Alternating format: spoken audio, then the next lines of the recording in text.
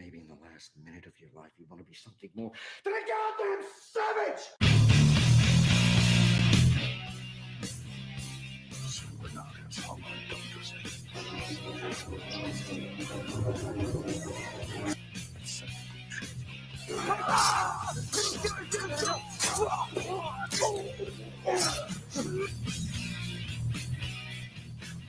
Annunziare mentaccio. Ego sum homo indomitus. Fearless rights, insanity. He watches the game to never see. Great or one, won't get in sight. He searches under up the shadows and rises. You like this? Oh, you like being food for the immortal?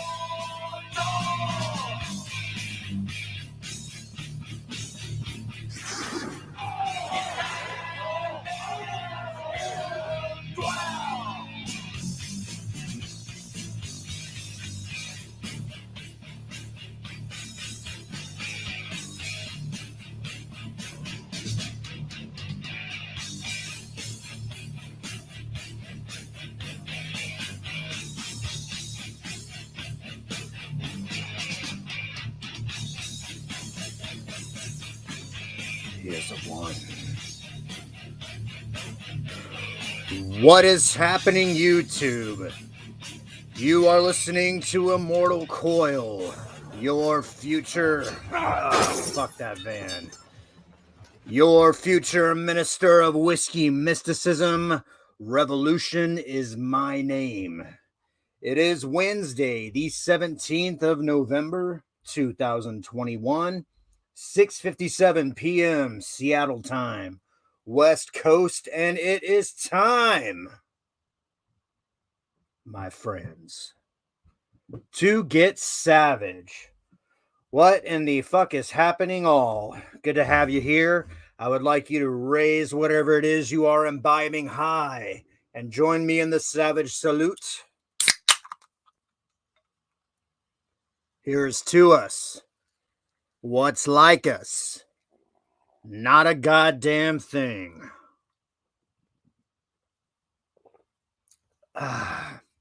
That'll grow chest hair on your grandma's tits. I'd like to remind you that the Savage Show is not for children. This program may contain strong language, sensitive subject matter, images, and content intended for a mature 18 or older audience. Viewer discretion is advised. This video contains copywritten content, however, under the Fair Use Act, Section 504C2, Title 17 of the U.S. Code. This content is presented for the purposes of education, entertainment, through the use of parody, satire, critique, analysis, and especially social commentary, by means of a subjective opinion. What does that mean? You don't have to agree with me, but I'm going to call it like it is, because we have a saying around here, around the Savage Show. When the spin becomes real, the truth is savage. There's going to be some fuck words in this program tonight, so please put away any little children or sensitive-ass pansies who cannot stand the sound of some sailor talk, or whatever branch you're affiliated with. Good tidings to all. I say hail. Hail, my good friends. We have a lot of interesting things going on. I've heard some shit about the X-Men. I've heard some shit about Kenobi and Vader. And I have heard some shit from the bowels of the courtrooms. Yes, we're going to get into all of that tonight on the Savage Show. I'd like to take a moment and say hail to the chat. We got our good friend, the Thunder from Down Under, Random Brad Creator. Hail, my friend. Hail, my good savage. There is a model from Australia named Vicky Aisha. If you know who she is, please give her my love. Thank you. And, of course, we have the mighty Taylor M. Hail, Taylor. What the fuck is happening, my good savages? Good to see you. Good to have you around. Let's get into some business. Let's get into some business. It's going to be a good show. We got coming up for us first this thing that I saw. This thing that I saw. I should hire a guy to do this shit. This thing that I saw. The X-Men 97 teases an emotional impact. An emotional impact in a new show. From Nathan Miller, November 13th, 2021. You guys remember the X-Men cartoon? Right?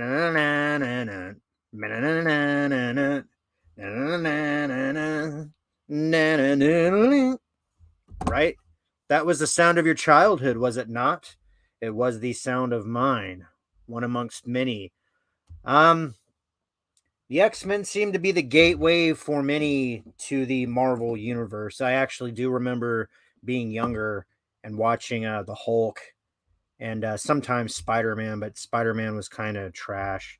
Lou Ferrigno's Hulk could be corny at times. However, the week-to-week sort of emotional battle that Bruce Banner was undergoing, and for some reason he had a different name. He wasn't Bruce Banner, was he?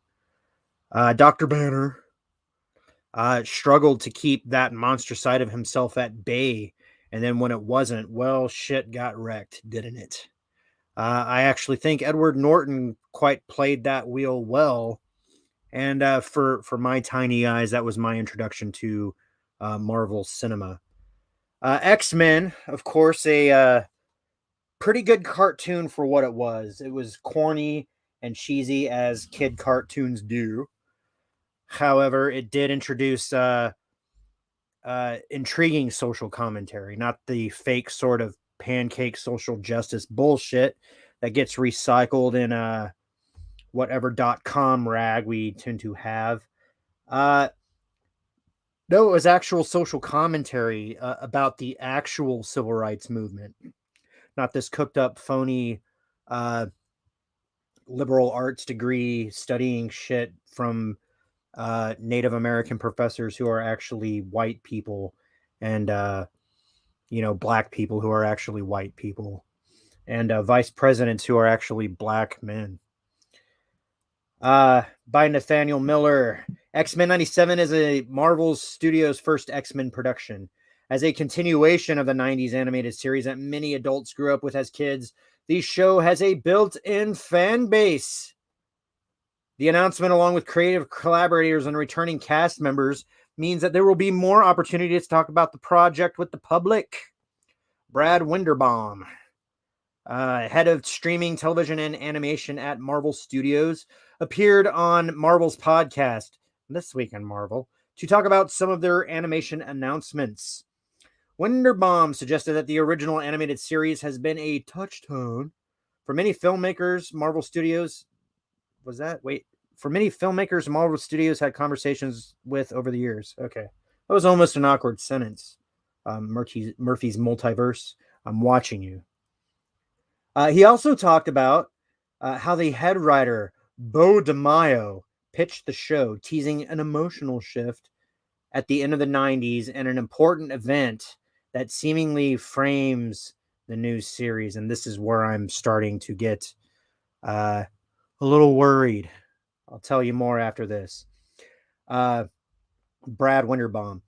He pitched us a show that didn't just honor the original series, but also brought it into the modern world and talked not only about the 90s, but about the emotional shift that happened at the beginning of the new millennium. Do you see where this is going?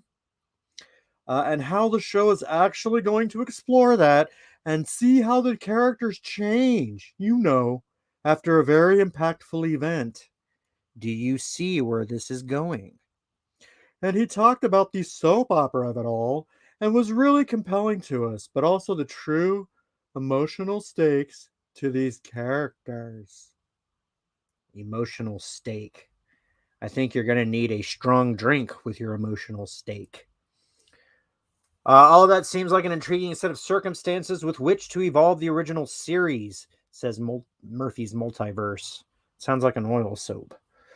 We'll have to wait quite a while longer to see it play out, as the show is set to release on Disney Plus in 2023. As animation takes quite a while, it can perhaps be expected.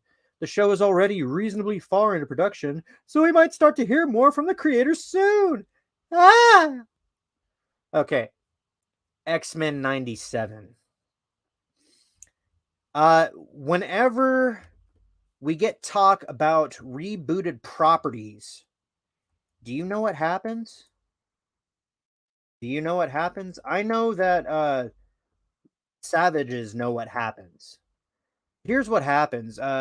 Whether it is Batman or Star Wars or X-Men, what we end up getting, or He-Man. He-Man's the latest to fall to this dick slap of the face that is called the woke reboot.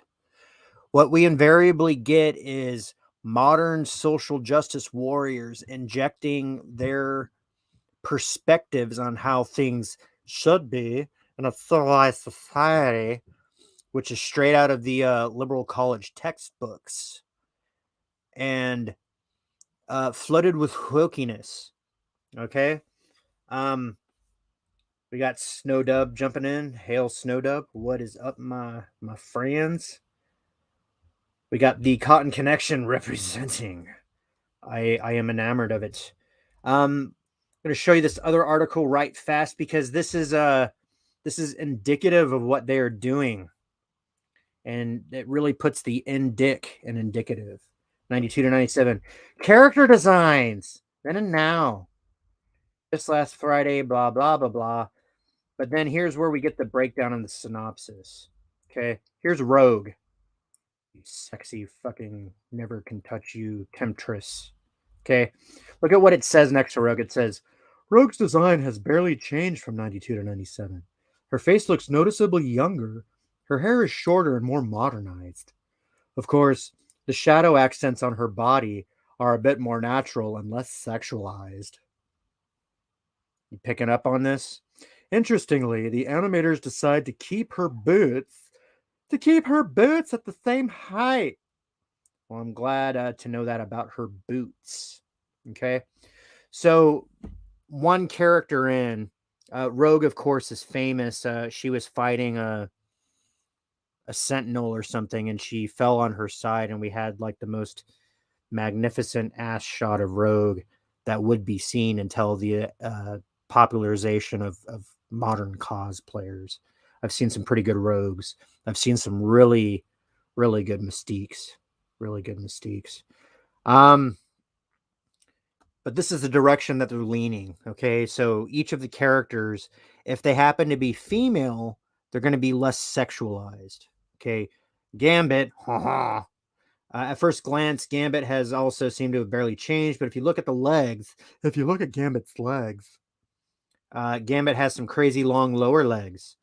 Thankfully, 97's shins are a more realistic length, and his knees are back to where they belong. He also looks cooler with spiky hair now. It looks more anime, huh? Because you know who's outselling Marvel right now? Manga, anime. So Gambit has anime hair. So that's a big win for anime hair representation. They beat me. Okay, I see where you're going, article. And then it says, sorry, I didn't make the rules. I fucking hate it when journalists talk like this. They're trying to talk like there's no journalistic responsibility anymore. Everything tries to sound like some butthole on the phone to you. And honestly, that's a social engineering tactic, isn't it? If you write and speak in the way that you wish your audience to relate to you at, then typically they're going to adjust their thinking, because what is speech but patterned thought? Ask the denizens of Babylon. Wolverine, Logan, the man I feel the most connection with. Wolverine looks almost the same, just with smaller accents on his boots, shoulders, and cowl. I think Logan looks a little bit meaner in the new interpretation. Although I do have to say one more thing about Gambit. Okay, They made a big deal out of Rogue being less sexualized, but it seems that Gambit has just as much emphasis on his fucking package in the new reboot as he did in the old one. So it's okay. It's okay to portray the old moose knuckle, but it's not okay to give Rogue some bad shadow. Is that what I'm saying? You know, Rogue's doing that thing that's popular on Instagram now, where girls are just pulling their fucking underwear up as high as they'll go. And I'm not telling you to stop, girls. I'm just pointing out the hypocrisy here. Gambit can have moose knuckle. Rogue can't have camel toe. Cosmic Circus writer Tucker Watkins pointed out that his claws may have moved to his knuckles instead of the back of his hand as they were in 1992, which I think is a better decision. If you know, Wolverine made his debut in the 70s in The Incredible Hulk, and they had his claws sprouting from the back of his hand, which is roughly the metacarpals. With the movie, and I think this is a better retcon, they have it coming from between his carpal bones. So they live in his forearm and they come out from between his carpals, and that makes more sense. Hugh Jackman did a good job portraying that. As you can tell, that's part of the intro. Hail Wolverine. Jack also noticed. Oh, wait, hang on. I think it's hard to tell, but Knuckle Claws are in fact superior. So I hope he's right. And Jack also noticed that 97 shaved his arms. This cannot be unseen. You know, and I should make that point too. Wolverine is a hirsute man. Hirsute. I'm not sure how you pronounce that, but he is a hairy Canadian. Okay. And he's one of those guys that made it okay to have a little extra body hair. Wolverine does not manscape. Do you understand that? If you expect Wolverine to shave for your fucking social convention, go outside and kick rocks. Okay. Jubilee. Here's where we're going to get some big changes right here. Jubilee's features are distinctly Asian now, and she has greater boot detail.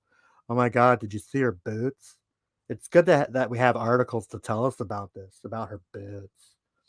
Like Rogue and Gambit, her hair is shorter and spikes up more than down.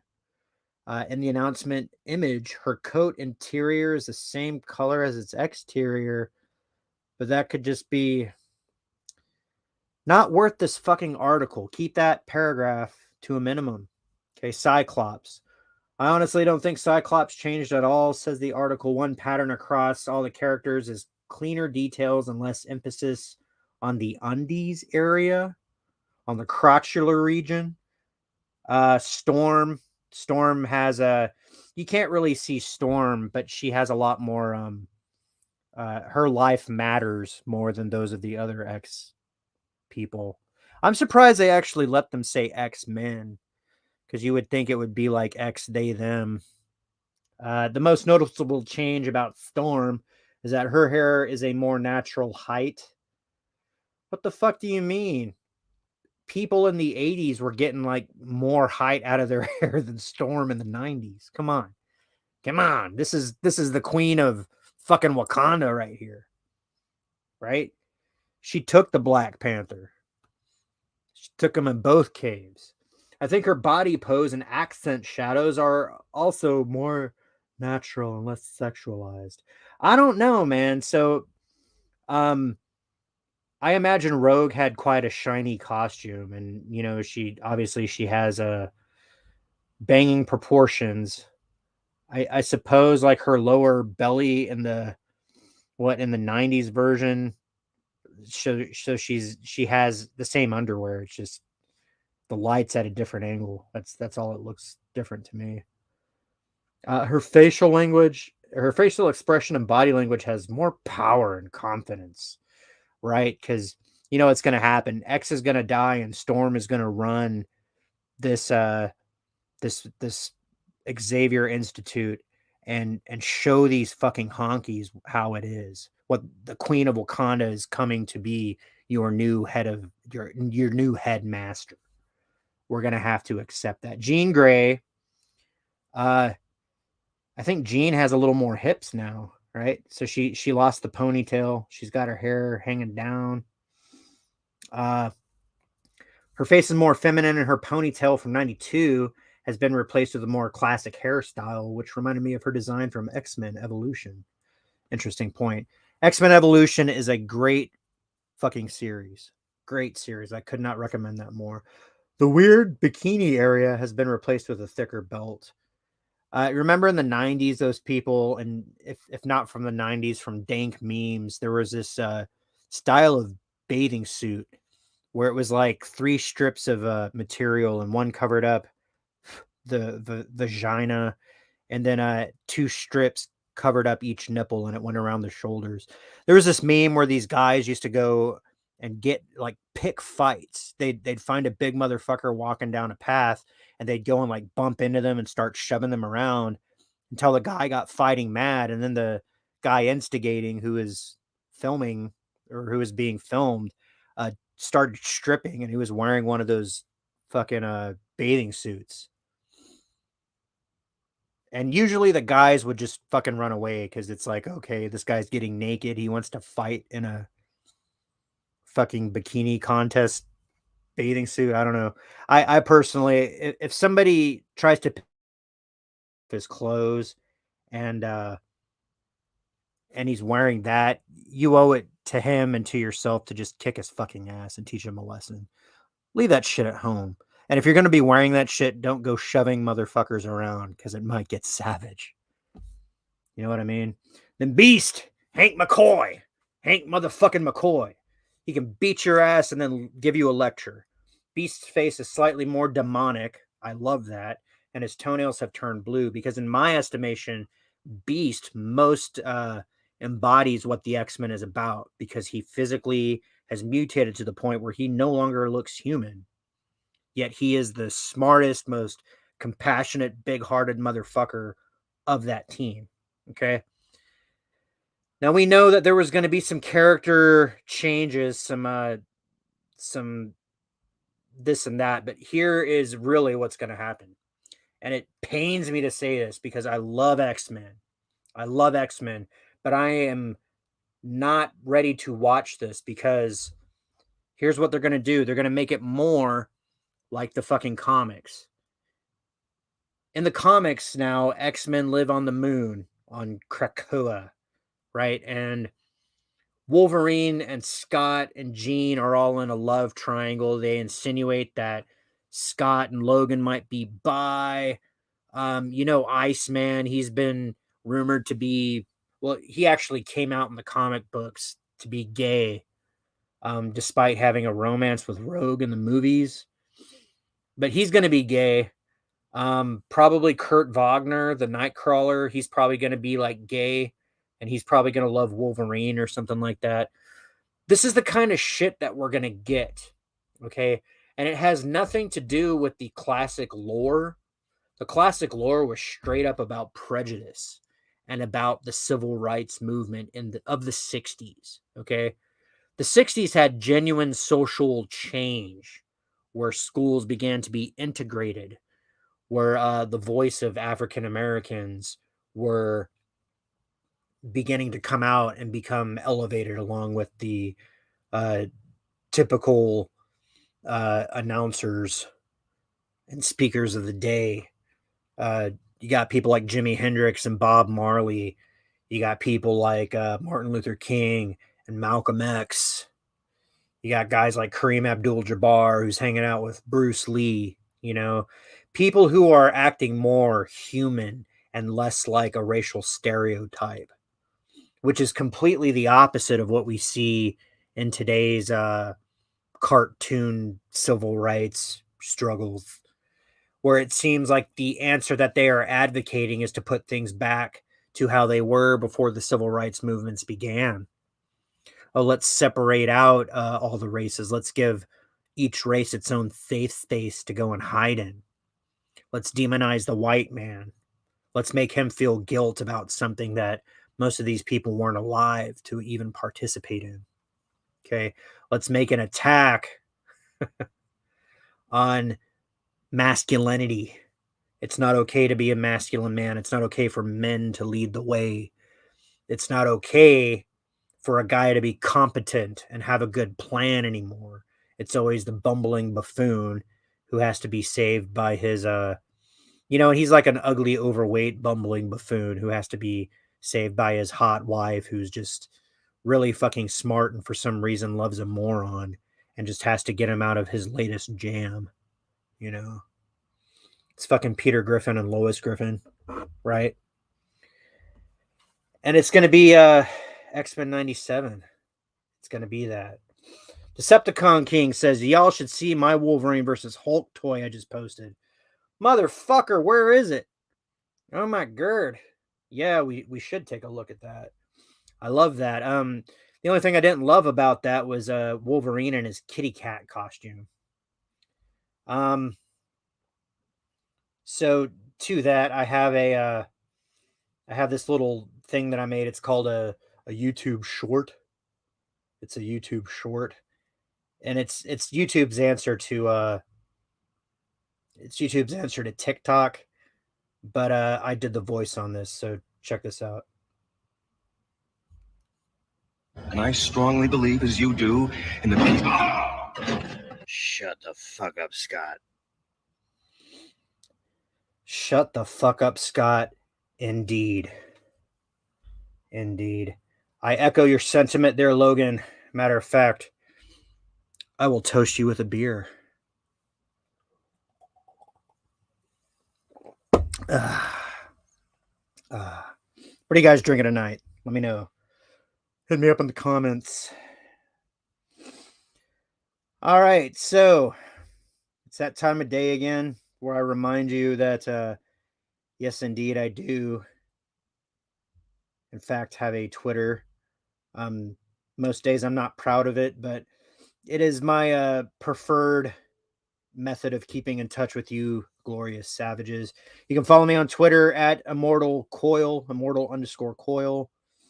Look for the Mitchell Hedges Crystal Skull as my bio. One of God's own prototypes, a high-powered mutant of some kind, never even considered for mass production. Too weird to live, too rare to die. That is Hunter S. Thompson for the uneducated. So it's been a interesting day of fuckery. My buddy, the Red Gaze, his lovely assistant, I believe they are engaged or something. Nerium Noah and Vinny Tartamella, Vinny Art. They released a graphic novel called Sunsworn, Wings of Vengeance. I received it. I loved it. I made a video about it, which I am about to share with you guys. Sunsworn is really good. It's still out on Indiegogo. I'm not quite sure for how much longer. Supplies are limited, all that kind of shit. So hit them up on Indiegogo. Perhaps you can make them a deal. Make them a deal. Indeed. Sunsworn, Wings of Vengeance. This is my unboxing video. We're going to take a gander. All right, check this out.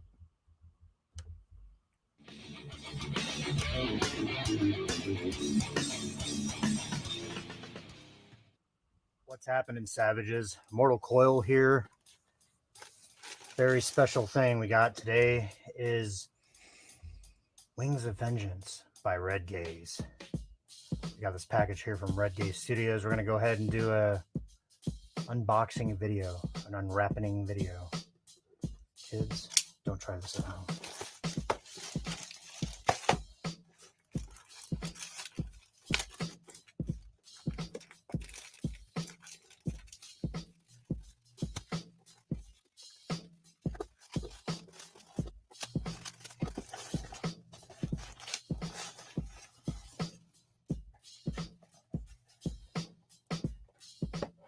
Very handsome box. We got the main heroes and villains all going on here. Wings of Vengeance, Sunsworn. Very cool. Blood Bond books. They're coming out with a lot of really good stuff. Go check them out. There's a tiny part of me that feels like Maybe I should have gotten 2 and like saved one of these for posterity. Posterity. All right. First thing that we see is that we have a title information card. Everything is very well packaged. Nerium and Red Gaze presents Blood Bond Books. Our mission is to create top quality books and comics with dynamic artwork and mind-blowing stories. Together, we've successfully fulfilled 3 campaigns and have become names you can trust to deliver the best products in a timely fashion. We always over-deliver. We are proud to announce 3 more projects coming from Blood Bond Books very soon. We thank each and every supporter, backers, selfless promoters, and everyone who helped spread the word about these creations. Without you, none of this would be possible. We got Neri and Noah, the Red Gaze. We got all their contact info, and it says the sky is not the limit. We got some advertisements for the next things coming out. We got Bonds, Volume 2, The Cursed Child. It says the days are getting shorter in the Sapphire Peninsula, and its borders are seeing greater threats. The teenage she-wolf Lena Jensen strives to realize her dream of becoming Pack Alpha. She and her young brother Jesse face harsh training. Bonding with the rest of the pack isn't always easy, and there are other members who couldn't agree more. Even among the group, there are outcasts, but as they say, one man's trash is another man's treasure. Then we have Sunsworn, March of the Dominion. The Violet Circle has been defeated. The Astral Union rebuilds amidst the chaos. The Dominion watched it all, and now their time has come. In the aftermath of one war, Barath and the wicked Imperator march to start another. With the Bleak Legion rising to consume the galaxies, Azter, Trip, and their allies must move quickly to stop this new threat while preparing to face the dark horror that is coming for them all. Sunsworn, March of the Dominion, coming soon. Here on the back, Vivid, An Enchanted Journey. Well, this looks cute. Annie Scalise is surrounded by a loving family, but her heart is fettered by a loneliness she can't explain. She has always felt different from other people, even those closest to her. Annie spends her days sketching away, giving life to her vivid imagination, but she is about to learn that her gifts extend far beyond mere pen and parchment. When the creatures she imagines spring from her page, Annie embarks on an enchanted journey. Her adventure will not only take her across the countryside, but far into the depths of her own heart. Aww. Vivid. An Enchanted Journey. Coming soon. Better wipe that off there, buddy. Then we got this. Very handsomely packaged. There's lots of good stuff inside. Got this button. Blood Bond Books. Bloody hell.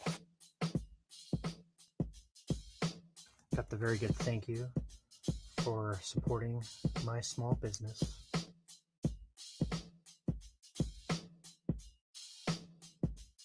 So we got some trading cards. What we got here? We got a Rule of Ice. Sexy. Violet Queens, Violet Circle. Alright. We got Azter Sunsworn. Motherfucker with the Soul Blade and the nanotech armor. The Bronze Bulwark, the Astral Union, the Astral Shield. And we got Trip, I Can Go Anywhere, Vengeance, and his green crystal. The Last Ulthar, Disciples of Ol. That's interesting. There's like a variant on a world tree with the crystals pointing out of it. Kind of earthy. Alright, we got a sticker. Got this big bad crystal motherfucker. We got the artwork by Vinnie Tartamella. We got the alternate cover. This is my favorite cover, actually. It's nice and fiery, bold, and we got Azter staring in the face of this dragon motherfucker. He's got his soul sword. And we got some black and white. Ooh, that's the bad guy. Or is he? I don't know if this guy's going to be redeemed or not. We kind of got teased that these two were both Sunsworns in the first one, but that very quickly turned into something else. handsome. So we got Steve Lee, the author. We got the signature right here, Mr. Red Gaze. We got Nerium. We got Mika Fusco, and of course, Mr. Vinny Tartamilla. For centuries, the Astral Union knew peace. The denizens of the galaxy enjoyed harmony under the protection of the elite Astral Templars, the watchful eyes of the mystical disciples of Ol. Then the Violet Circle came. Drakenweiss, a former student of Ol and nearly his equal in power, returned to take his vengeance. The Circle's overlord brought the full might of the empire he built over 500 years down upon his estranged home galaxy. Weiss struck hard. Planets were broken. Millions died. The Astral Union nearly fell. In the end, it was the heroes of the Union and the grace of some unexpected allies that won the day and saved what was left. But for some, the war was not over. A number of the Drakenweiss loyalists remained within the Astral Union, hell-bent on vanquishing their overlord's enemy. Then we have a great graphic novel that follows. Sunsworn, Wings of Vengeance. Backside says, following their war with the Violet Circle, the Astral Union rebuilds under fresh leadership. The war was won at a hefty price. However, for some, the fight has only begun. On a distant world, the villainous Kavar plots vengeance in the name of his defeated master. When the Union's heroes discover a surviving ally in dire peril, they rush to her aid. But are these battle-weary heroes prepared to face the threat that awaits them? Find out. So that is the unboxing of Sunsworn, Wings of Vengeance. Steve Lee, Nerium, Mika Fusco, and Vinny Tartamella. Get it, absorb it. We will have a proper review once I've torn through this. And until then, my friends, stay safe.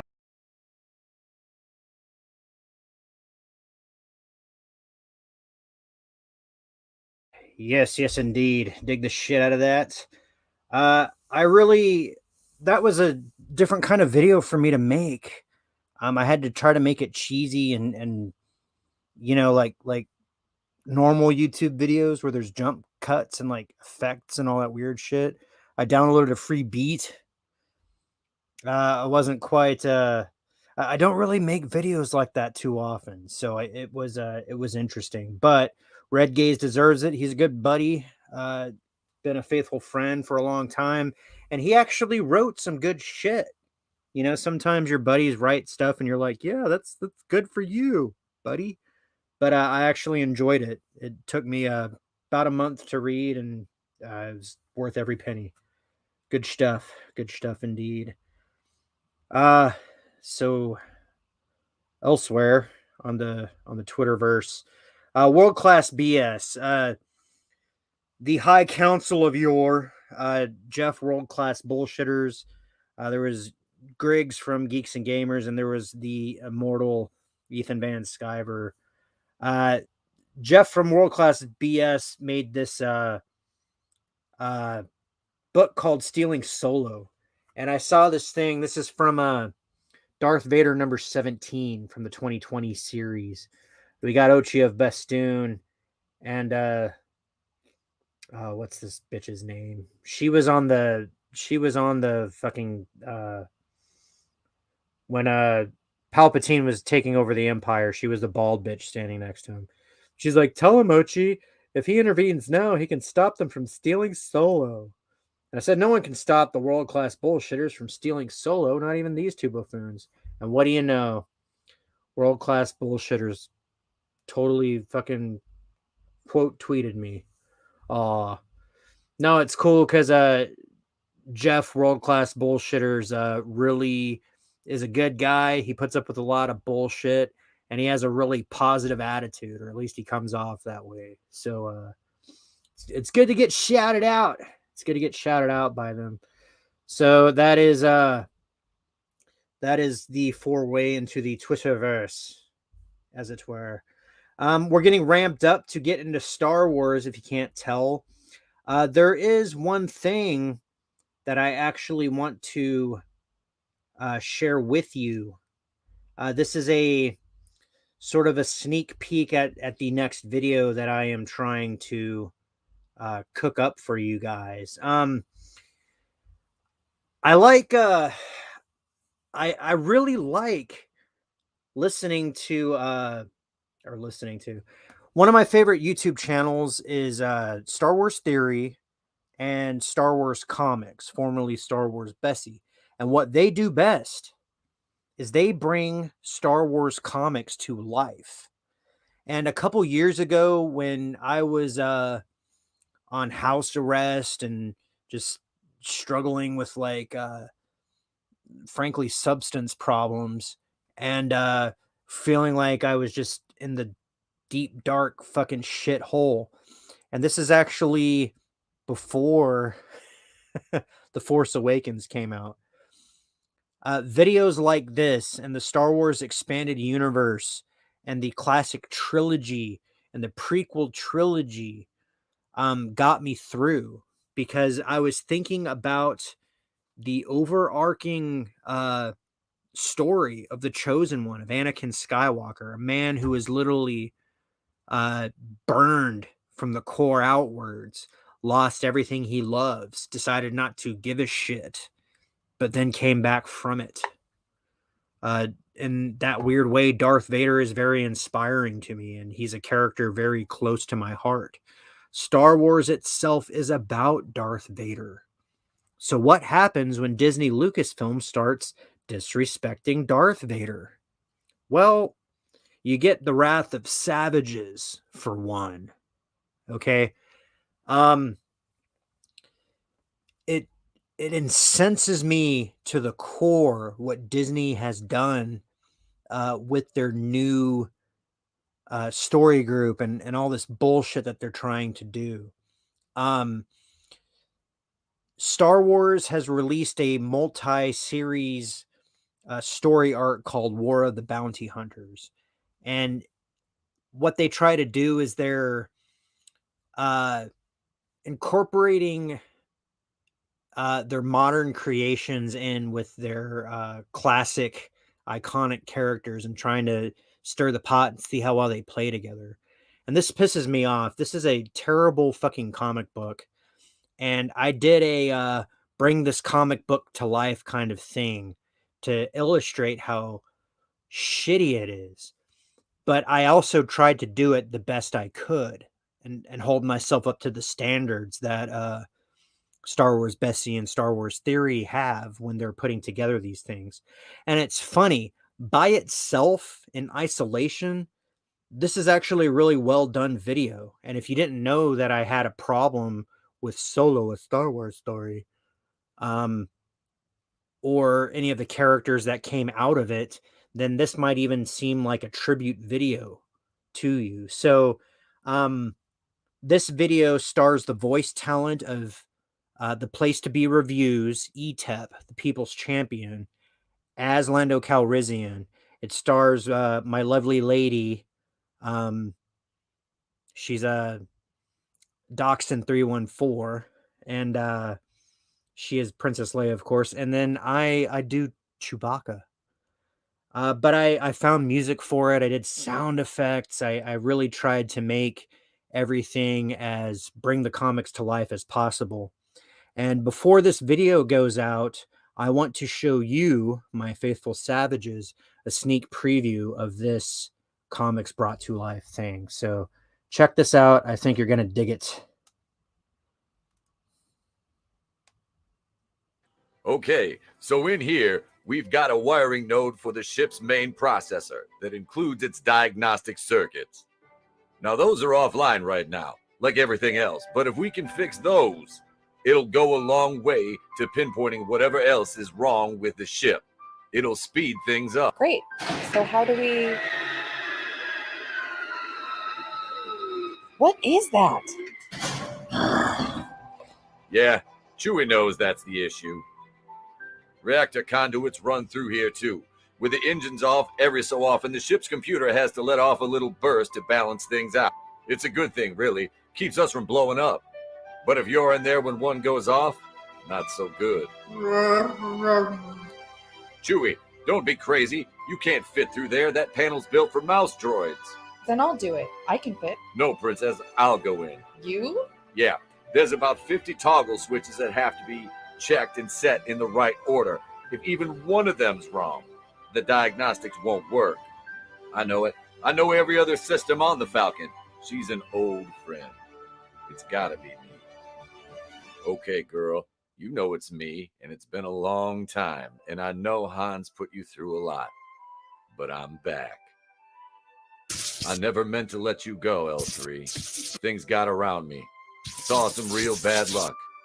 And next thing I know, you're gone. Maybe you're mad about that. I know I'd be. But listen, I apologize. Maybe you're thinking you can let loose that reactor buildup and fry me right here. Teach me a real strong lesson. You could do that. Maybe I'd even deserve it. But I'll tell you something, I've got people dependent on me right now. They're trying to help people, make things better out there. And I'm not sure if I want to do that myself exactly. But maybe I can help them do what they need to do. I let you down, let a lot of people down. I know that. I think maybe it's time for that to stop. You want me to help do that, L3? Just hold off that reactor pulse for a few more. That's got it. Chewie, pull me out. Ah! The diagnostic computer should be up and running. Chewbacca, get up to the cockpit, check it out, and start fixing systems. Engines first, weapons second. I'll help however I can. I'll be along. Just need a minute here. Thank you. Isn't that silly? Now, here's what's weird. Like I was saying, if you didn't know that I had a problem with Star Wars, doesn't that just seem like it would be like a great little Star Wars video? I'm actually thinking about publishing it separately once I have my main video out, and just maybe I can trick some fucking Kathleen Kennedyites into subscribing to my channel, or at least thumbs upping that video. I worked damn hard on that thing, and I'm proud of it. But yeah, we got Taylor. ETEP does kick-ass voiceovers. Yeah, I was really impressed by that. I actually put out a tweet, and I was like, "Hey, who does a good Lando?" And I got like 10 people who retweeted it, and I was like, "Hey, hit me up in the DMs." Fucking nobody wrote me back. So I actually somebody was like, "Why don't you get ETEP to do it? He does like a pretty good Cleveland from Family Guy." And I was like, well, I guess Cleveland doesn't sound that different from Lando Calrissian. He just has to, like, Cleveland has to like grow some balls and, you know, something like that. So yeah. But this is, of course, Pando Lando, and I don't know if you guys saw that flashback involving L337. And that is the number one piss me off moment of Solo: A Star Wars Story.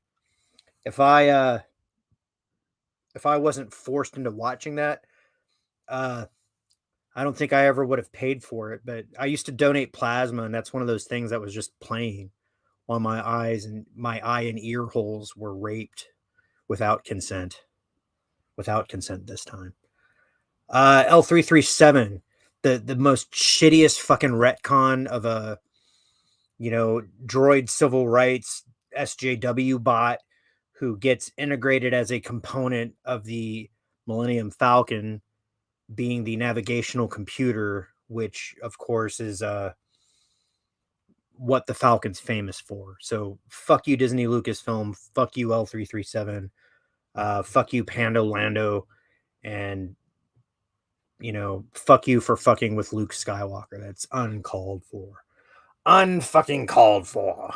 It's bullshit. However, there does seem to be a silver lining with Star Wars.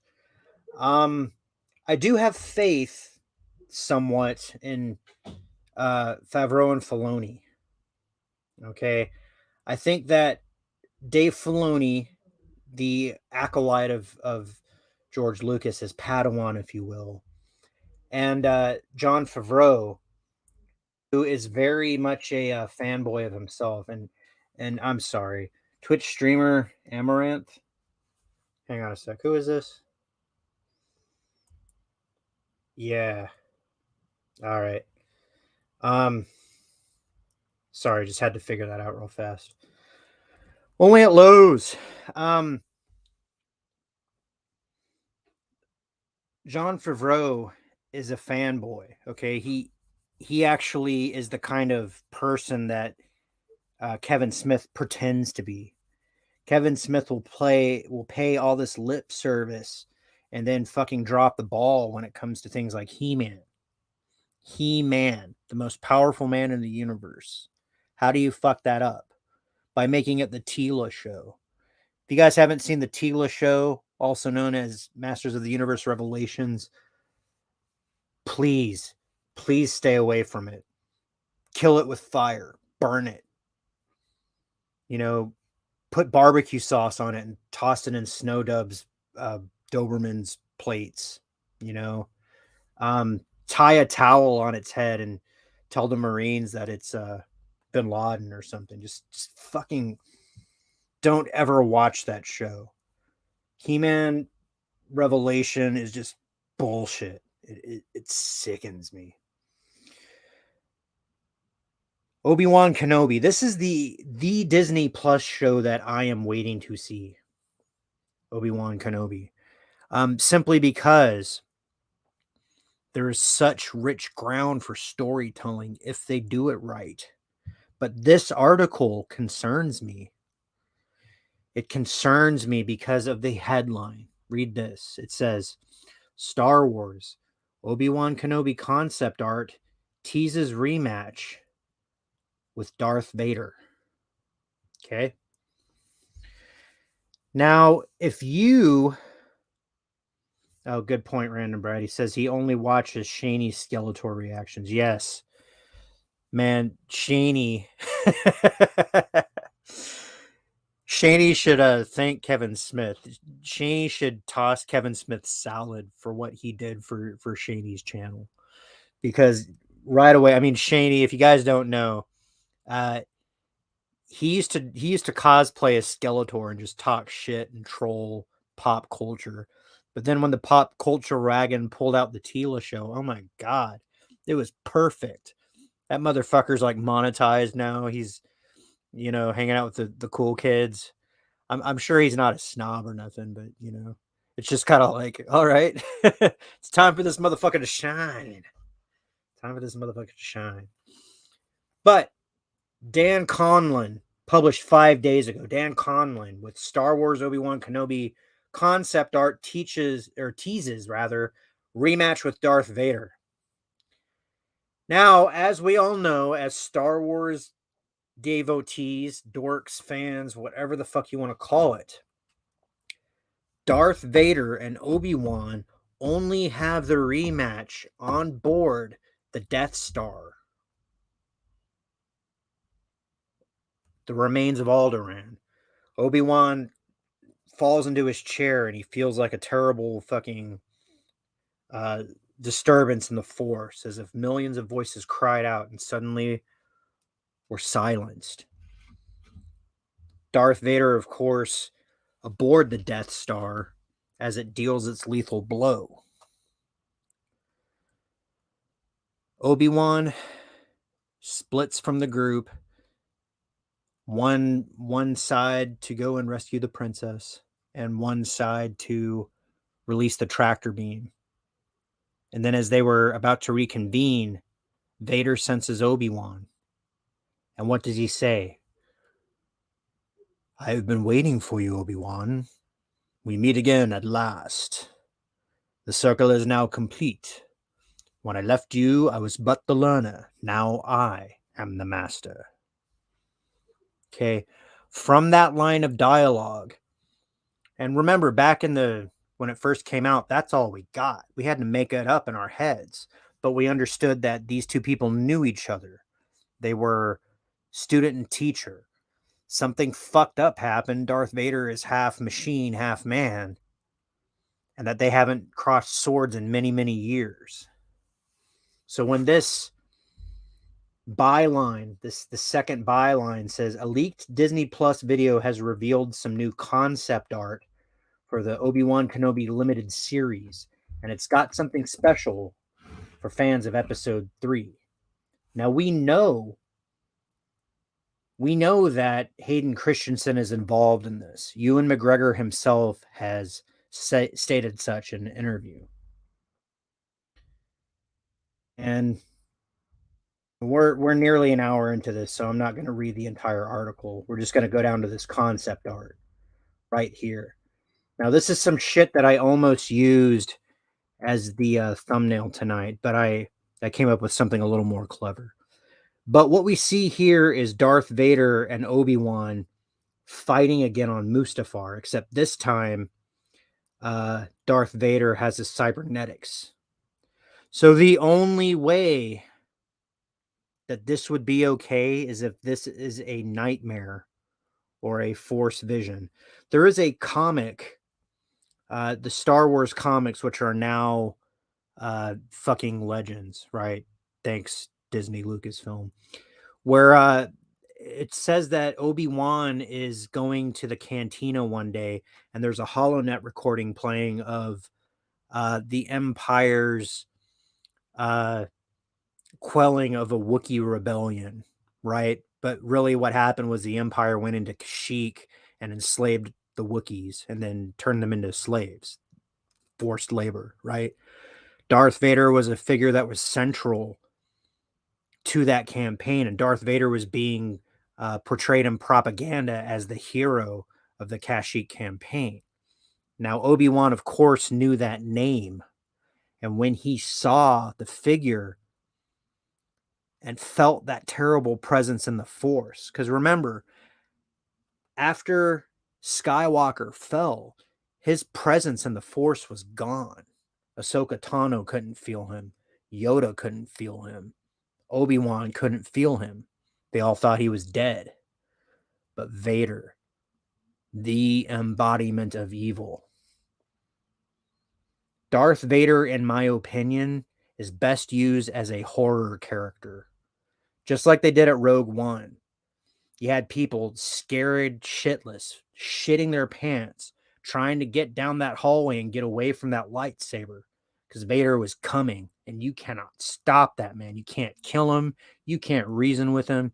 He is Darth fucking Vader. What he wants, he gets. He will kill and take it.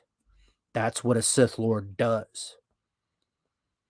So there's going to be no Luke, wait here at home while I go and fight your daddy one more time. That ain't going to happen. What we need to see is this is going to be a horror vision, right? This is going to be a Force vision or some kind of like unconscious fight across the galaxy. Like Vader's yearning is what this really should be.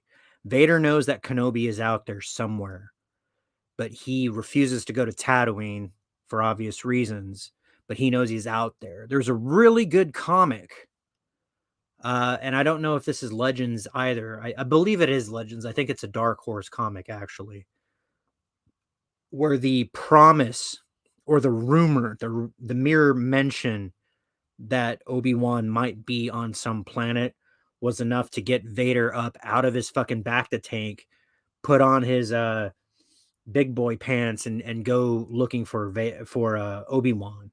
And he storms into this place. He's like, where is Kenobi? Where the fuck is he?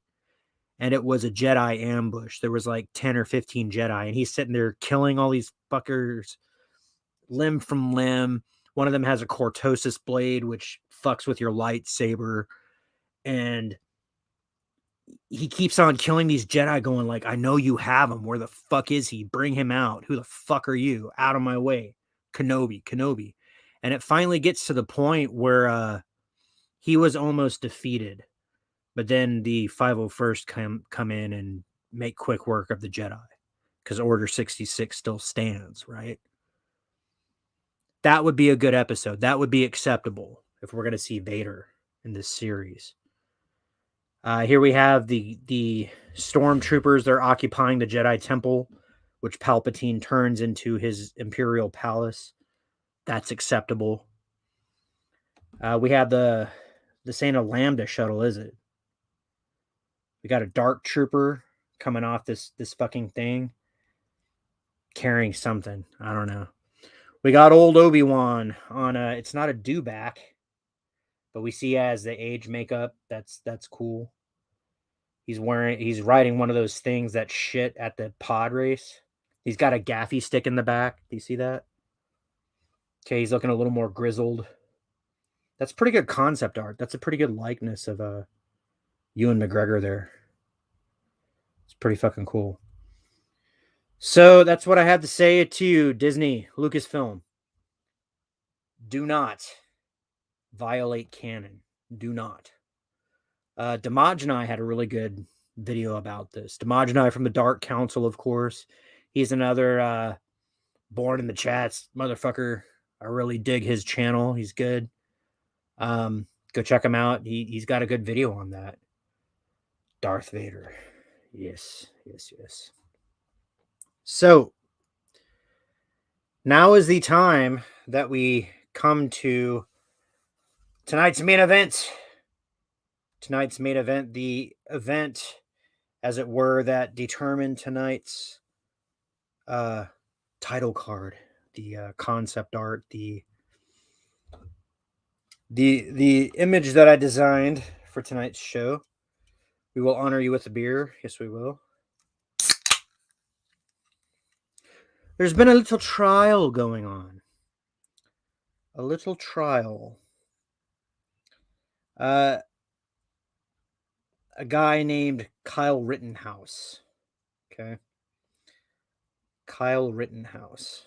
And I am trying to get this fucking thing to work for me. But as it is a garbage tier article, you know some fuckery is about. This is from the dailymail.com. dailymail.co.uk. A British rag. But when I move this thing to try to get the adverts away, there is no luck. So we have to look at some fucked shit. But what does my eye see? YouTube censored live streams and commentary of several independent legal experts who commented on Kyle Rittenhouse's trial just moments after the judge dismissed the gun charge. The nota bendes here is YouTube briefly suspended a number of independent law groups who are commenting on the Kyle Rittenhouse trial over policy violations. Oh, YouTube. The incident happened just as Judge Bruce Schroeder dismissed Rittenhouse's charge of illegal possession of a firearm. The company claims the channels were using copyrighted audio despite footage from the trial being public domain. One prominent group, Rakeda Media, lost about 40,000 viewers during the suspension. We'll talk about Rakeda Media.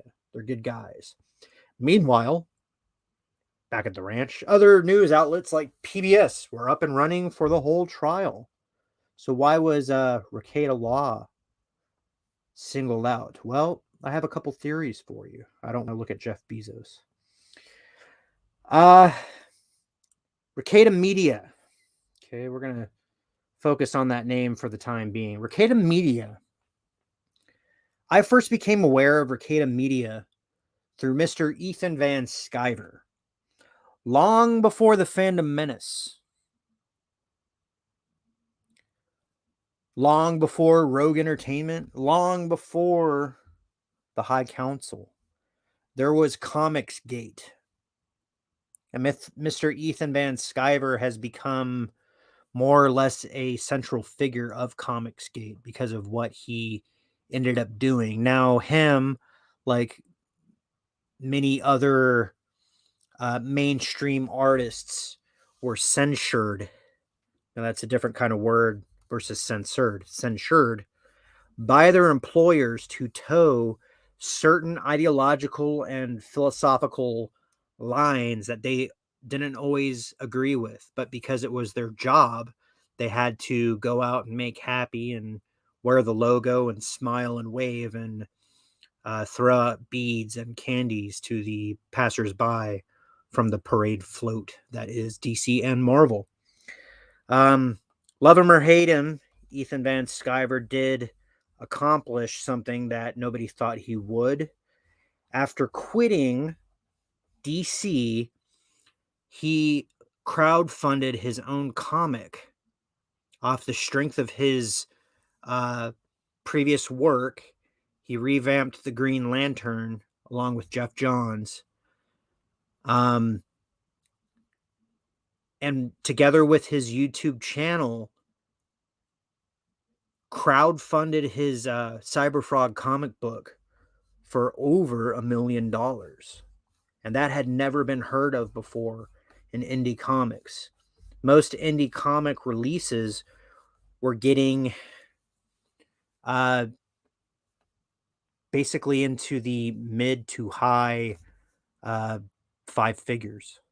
And Ethan Van Sciver pulled in a million plus on his first campaign. Now, he's had many other campaigns since then, but that dollar sign put the oomph behind the shit he was spouting from his mouth, okay? Now, I know not everybody likes Ethan Van Sciver. A lot of my friends don't. You know, I admire him and his indie ethics. You know, how he chooses to conduct his personal life is his own business, of course. Everybody's entitled to their opinion. But you cannot argue with the results that Ethan Van Sciver has gotten for himself. And through his, whether you want to call it fame or infamy, he has promoted his brand, has promoted other indie artists who have similarly either retired or been retired from the big two, depending on who you ask. And because they are no longer beholden to company policy, we have ended up hearing a lot about the dishy behind the scenes bullshit that went on at those big companies, including the reasons why they seem to be so into social justice and all the changes to classic characters and how they're either dying or getting replaced by this and that and the other thing.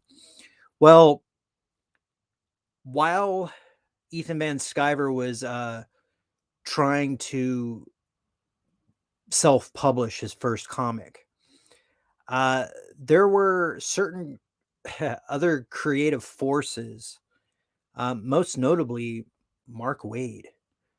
You had people like, what's his name? Chuck Wendig from Star Wars. He was another big enemy. Now, Chuck didn't go as far, like Ethan just kind of fucked with him on Twitter and YouTube. But Mark Waid actually went out of his way to really fuck with Van Sciver. So Van Sciver started talking to Rekieta Law. He would have him on his live streams. And based on the actions of others, of just what was going on, he was asking him legal advice. He's like, hey, is it okay to dox people? Is it okay to go and pressure and make people who would publish my comic or sell my comic? Is it illegal to threaten them or call up their business partners and let them and feed them false information? And Rekieta Law was like, fuck no, that ain't cool. Here's what that's called. Here's what it does. They had a lot of really good streams. And, you know, I subbed to them like a year or so ago. And every now and then something would come out. Their biggest video before all this shit happened with the Rittenhouse trial was about Vic Mignogna. And Vic Mignogna was a voice actor. He still is, actually. He's a voice actor. He did a really good series called Star Trek Continues. If you're a Star Trek fan, I would recommend you watching that. It's free. It's out there. But Vic Mignogna was accused of indecent contact with minors at Comic-Cons. And it wasn't that it had any substantive base. It's that people were creating rumors and creating controversy because they didn't agree with his politics. You know, he said something that offended somebody, so the person who was offended, instead of manning up and fucking taking one across the face and saying, okay, decided to try to ruin the guy's life, to get him canceled. The same shit they tried to pull with Dave Chappelle. They tried to do to Vic Mignogna. Ricada Media had a really good video about that. So now, fast forward to now, the Kyle Rittenhouse trial. Ricada Media was doing this thing where, you know, the trial is public and it's taken days. Okay. The sort of thing that was not possible back in the 90s when O.J. Simpson was on trial is possible now because of streaming services. They are able to sit there as a law firm, watch the court proceedings, and then do a play-by-play. You know, it's like ESPN. You have a bunch of like retired football players and coaches calling the game. So these guys are calling the trial and saying, okay, here's what this lawyer is trying to do. Here's what he wants the jury to think. Here's what the defense attorney is going to do. Here's what the judge is going to say based on this and that. Okay, they're just calling a play-by-play. It's armchair quarterbacking, except these are legal experts. These are lawyers. And YouTube decided to censor them. YouTube censored the live streams, and this is by Brian Steiglitz for dailymail.com. 16 November, 1409 Eastern Standard Time. YouTube censored the live streams of a number of independent law groups who were streaming the Kyle Rittenhouse trial Monday, with commentary briefly suspending their videos after Judge Bruce Schroeder dropped the Kenosha shooter's charge of illegal possession of a firearm. As he should. There was nothing illegal going on. The tech giant intermittently suspended at least 4 different channels for a 20-minute period during the trial's closing arguments over what the company called policy violations for using copyrighted audio, despite the footage being in the public domain. Once the company determined the videos were not in violation of copyright law, they were all back up and running. But law group Ricada Media lost about 40,000 viewers, nearly half the people watching their video. Okay. The thing that, and Snowdub will tell you, fucking Tommy, the Guinea Pig Collective, he will tell you about YouTube. Okay. When you're live streaming or when you have videos or whatever, the way that YouTube makes money is that they run advertisements on it.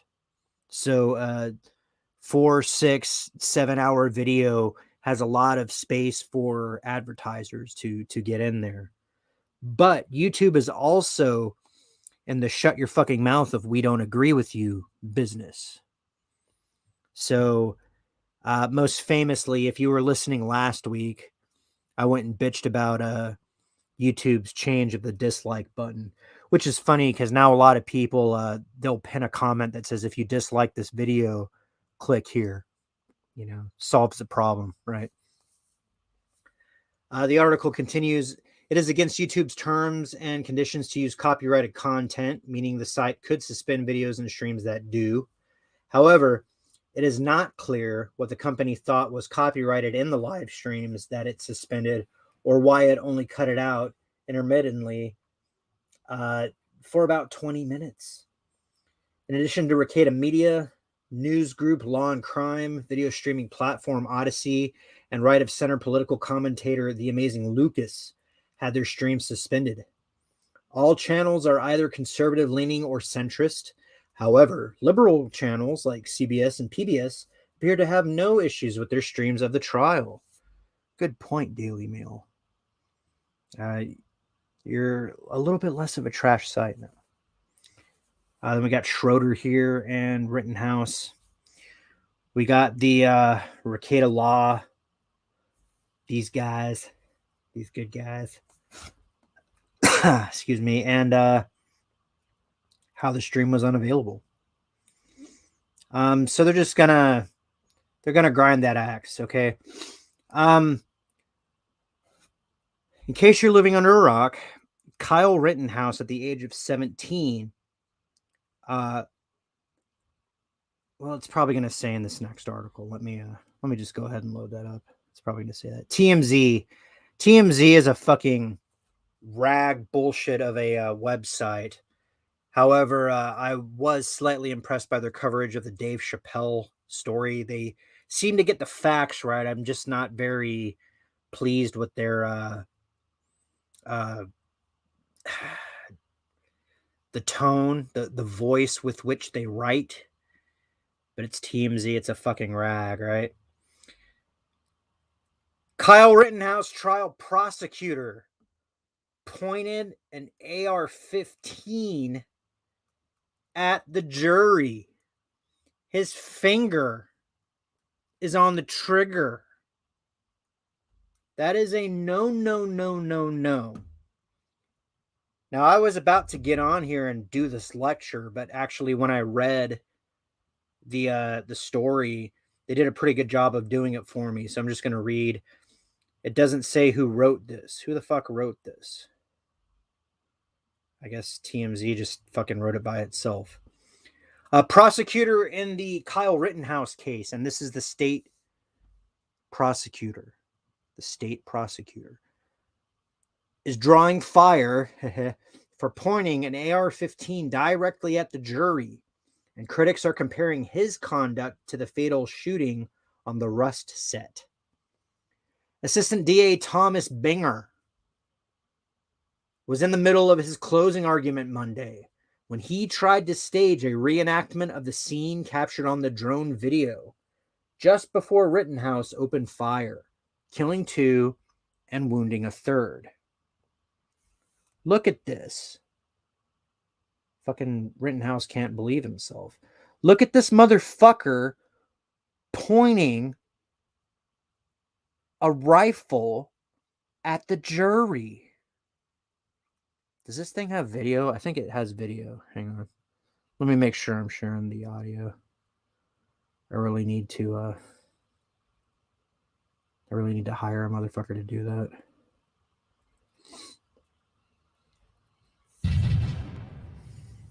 What we see in the video. Him putting the fire extinguisher on the ground and then raising the gun.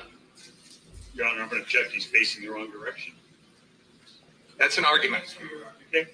I'd like to actually have, well, I'll leave it alone. So what you see in that video is his left arm.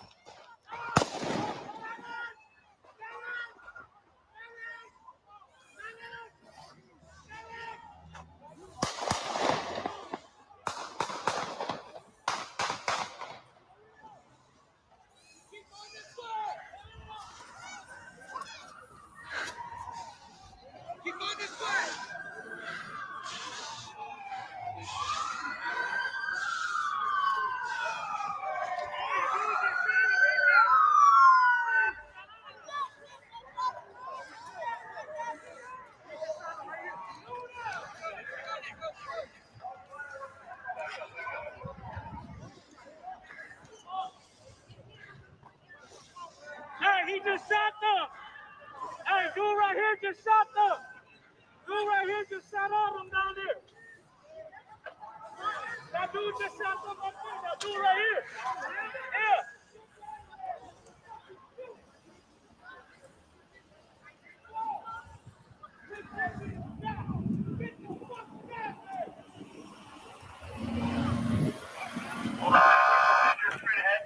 Someone injured straight ahead.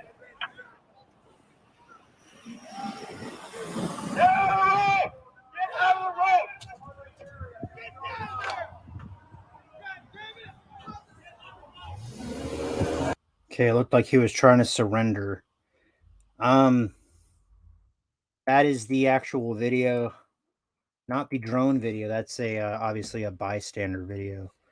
The article continues. Binger was trying to show the jury how ominous the 18-year-old defendant was on the streets of Kenosha back in August 2020 by grabbing the gun in open court and pointing squarely at the 18 people in the jury box 12 of whom were selected to decide the fate of Rittenhouse. Binger violated the first rule of gun safety. Do not point the weapon at human beings, just for show. As you know, one of the protocols broken on the Rust set was just that. Baldwin was pointing the gun at the assistant director and the film cinematographer. Got some fucking tweets there. Demonstration drew the ire of a bunch of folks on social media.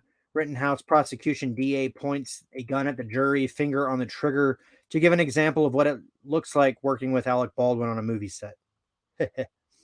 Another wrote, Binger and Alec Baldwin need to attend a firearms safety class taught by Kyle Rittenhouse, right?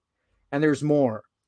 Prosecutor in the Rittenhouse case aimed a gun with his finger on the trigger at the jury, while saying someone was reckless with his gun.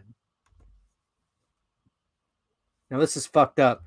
Just from my viewing of this video, people were rushing him and he shot. But then right afterwards, he went to go surrender to the police. Somebody with murderous intent would not cooperate with the police. The jury begins its deliberations. Kenosha is bracing for a verdict. Okay. Now it's Wednesday, the 17th of November. The jury is deliberating. I know that they did want to... This motherfucker. They did want to file for a mistrial. They wanted to file for a mistrial, but I don't think the judge is going to allow it. The judge did allow, however, high quality drone footage of the incident viewable for the jury. So the jury's still out. We will know more about this historic case in the coming days. Meanwhile, the chat's chiming in. Taylor M says not guilty. He says Binger sucks at his job and he should be disbarred because that was stupid what he did. Abso-fucking-lutely. He has this stock AR. He's probably trying to make the AR sound scary. This scary fucking weapon. It's so scary. It's just, you can't trust these black rifles. Look. He doesn't even have iron sights on this motherfucker. You know what it was? He probably couldn't afford the EO tech. Now, he probably just went and asked the armory for like a stock fucking basic thing, and he will probably say, well, there wasn't a magazine in it. It doesn't fucking matter. Every gun is always loaded. Every gun is always loaded. That is what you must tell yourself every time you pick up a weapon. The only way to confirm that it's not loaded is to drop the mag, open the chamber, visually inspect your chamber, and if you have to, stick your fucking finger in the bore and make sure that that weapon is not fucking loaded. This is the kind of shit. This is the kind of shit that makes the anti-gun people ridiculous. They have no fucking idea how to handle their shit, and they have no idea what they're fucking talking about. Most of the time, they are spitting out shit that they have been spoon-fed. They have no practical experience. They never consulted experts. They paid off other people to parrot the conclusions that they want the jury to come to by themselves. Okay? These people don't have your best interests at heart. And it's funny to me, savages. It's funny how within a month we have Alec Baldwin, who was handed a loaded weapon by a bullshit prop master that killed one person and injured somebody else. We have Kyle Rittenhouse defending himself. He was in fear for his life and he was defending himself against a crowd whose intentions he knew not what. And the left, the anti-guns, I can't even quite rightly say the left. The guns, the anti-gunners, the anti-Second Amendment people, the people who want to take your weapons from you, want to jump all over this, but they don't quite have a foot to stand on, do they?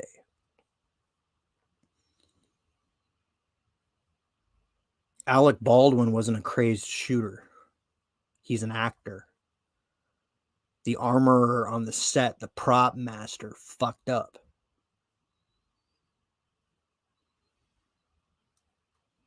The DA, fucking DA Binger, can't keep his booger finger off the fucking trigger.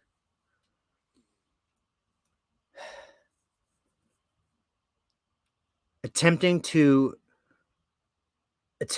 state his case by violating 3 rules of gun safety that I know of. There's only 4 rules. And I guess he probably violated the 4th, if you can tell. But why is this so important? Because what's at stake here for the United States of America? And I'm sorry if you don't live in the USA. Fucking random Brad. Man, you in Australia, I feel for you, sir. It's so fucked down there. Australians were conned out of retaining their firearms. They called it a buyback. Now, correct me if I'm wrong. You didn't buy your guns from the government to begin with. But Australians were required to surrender their firearms. And then when something happens that's massively illegal, they don't have any recourse to defend themselves. The first step into slavery is to disarm a populace. Then you can kill the people you disagree with impunity. The Marxists said that. The Nazis say that. The communists say that too. Stalin killed more people than Hitler. Remember that. Fucking Mao did too. Communism's great, right, people? Jesus Christ. But what's at stake here is a ruling in America in the 2020s about the right to self-defense. The Second Amendment talks about arms. It does not define what arms are, because the people who wrote the Second Amendment knew that arms would change. Musket balls and fucking powder and all that shit with the rods and the breech loading fucking, muzzle loading contraptions that they had back then. That was going to change. But what happens when we have grenades? What happens when we have laser guns? What happens when we have, anything? Does that change what the right to self-defense means? The Second Amendment guarantees that we have a recourse to defend ourselves. And it's not something that the government grants. Most people don't realize that the Bill of Rights are limitations placed upon the government. Those are the people saying thou shalt not. Because our government is at the consent of the people. People don't realize this. And what is happening here is that the burden of proof, because Rittenhouse is innocent. I don't care what the fuck you say. He is innocent until proven guilty. And that burden of proof lies with the state.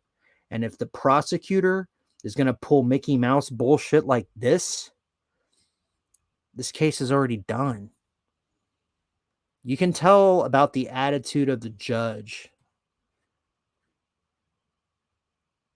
Now, it just remains to be seen if the jury agrees with it.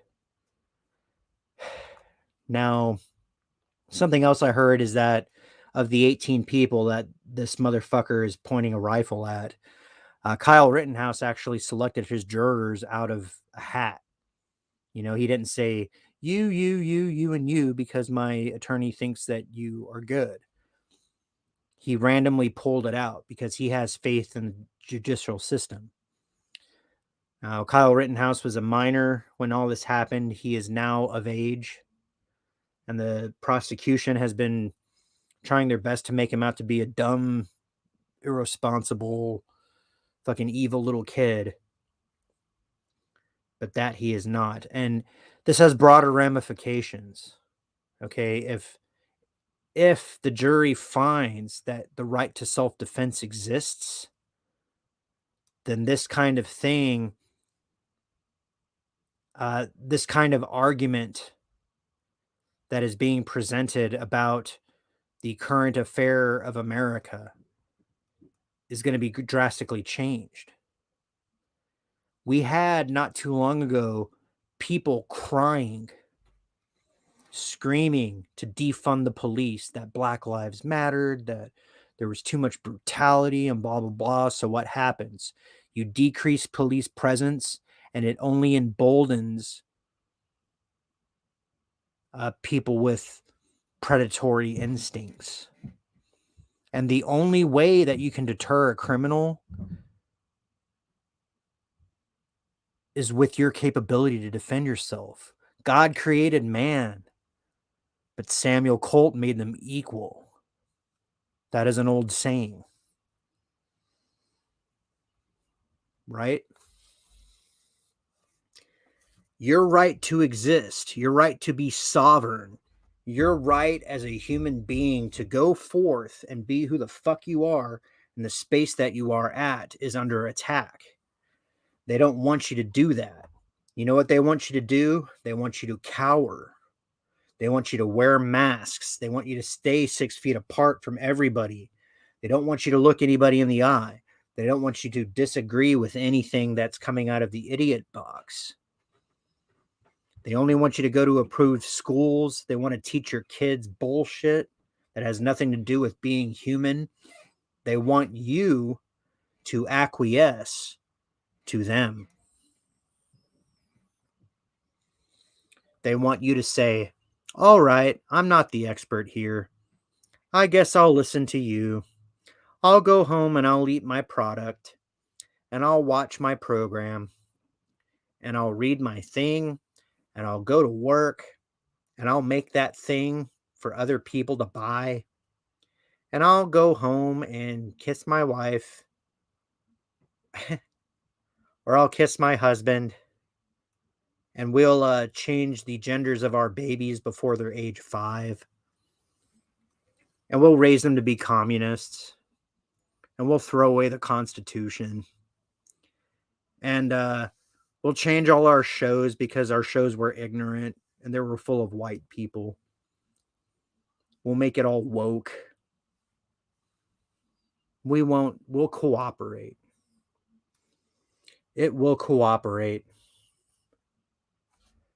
Decepticon. Yes, fuck them people in power. Yeah. A healthy contempt of your government is not a bad thing. Governments only behave when they're under scrutiny. Make no mistake of that. The people who wrote the Constitution, the people who wrote your Declaration of Independence, the people who wrote your Bill of Rights understood that. Transparency is the only thing that keeps governments in line. And that's why there is such a big deal about secrecy. The spy business, state secrets, those are all things that are like punishable by death. And there's like severe training for people who go into that line of work. And you can't trust nobody. And it's all just like the most evil, sick, disgusting tar pieces of human psyche out at play to keep these people and their secrets and their lies hidden.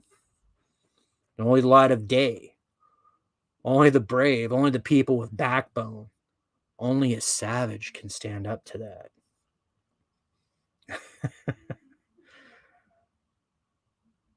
From the West Coast, stay savage, my friends. Take it easy. We'll talk to you next week.